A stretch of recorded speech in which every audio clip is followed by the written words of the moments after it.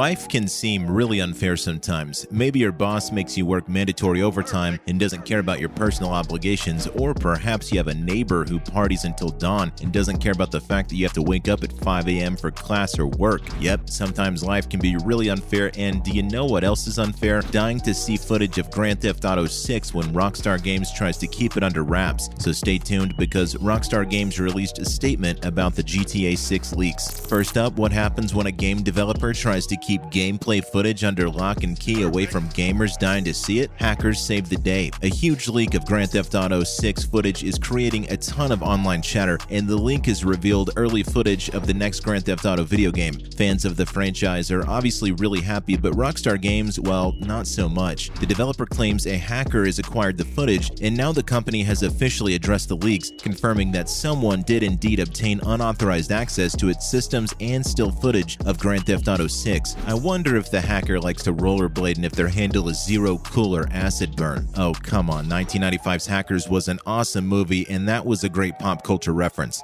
But I digress. In its response to the incident, Rockstar Games said, "We recently suffered a network intrusion in which an unauthorized third party illegally accessed and downloaded confidential information from our systems, including early development footage for the next Grand Theft Auto. At this time, we do not anticipate any disruption to our live game services, nor any long-term effect on the development of our ongoing projects." Rockstar is extremely disappointed that details of their upcoming game were shared with the public and promises their work on the next Grand Theft Auto game will continue as scheduled. Rockstar is committed to delivering gaming experiences that exceed expectations, and they will update gamers again soon. Next up, will the release date of Grand Theft Auto be pushed back as a result of this hacking incident? Let's take a look. While some diehard GTA fans may have been happy with the early leaked footage, those same fans might not be laughing if it results in GTA 6's release date being pushed back. Online rumors are swirling that given the severity of the security breach, the release date of Grand Theft Auto 6 might be pushed back. Why? Because there's still the possibility that more footage could leak out, or the unauthorized access and theft could have more of an impact than initially thought. But right now, it's still too early to tell. For now though, Rockstar Games is still very much on track with GTA 6. Officially, all we know about Grand Theft Auto 6 is that a new Grand Theft Auto is in development. In fact, the official title might not even be Grand Theft Auto 6, so that can definitely change. But that's what everyone on the World Wide Web is calling it anyway. What do you think about Rockstar's response to the Grand Theft Auto 6 leaks? Also, do you think hackers who steal and leak video game footage ought to be punished to the fullest extent of the law? We'd love to know your thoughts, so drop a comment below. Up next, what are the top 10 best Grand Theft Auto games ranked from worst to best? You're about to find out. Coming in at number 10 is Grand Theft Auto Vice City Stories. Originally released on PlayStation Portable back in 2006, Vice City Stories takes place 2 years before Grand Theft Auto Vice City and puts players in the role of Victor Vance. Vance's goal was simple: create a criminal empire. Vice City Stories focuses on creating a literal criminal empire, and sometimes Vance takes what's already been built from rival gang leaders. Vice City Stories came out at a time when the industry was flooded with GTA titles, but the game was still a big success and sold more than 4.5 million copies. Some gamers didn't see Vice City Stories as a worthy upgrade though, and that's why it's ranked 10th on our list. In 9th place is Grand Theft Auto Liberty City Stories, the best-selling PSP game of all time. The last game GTA tried to go portable was with GTA Advance, and we all know how that ended. Not well. Liberty City Stories, however, was very well received.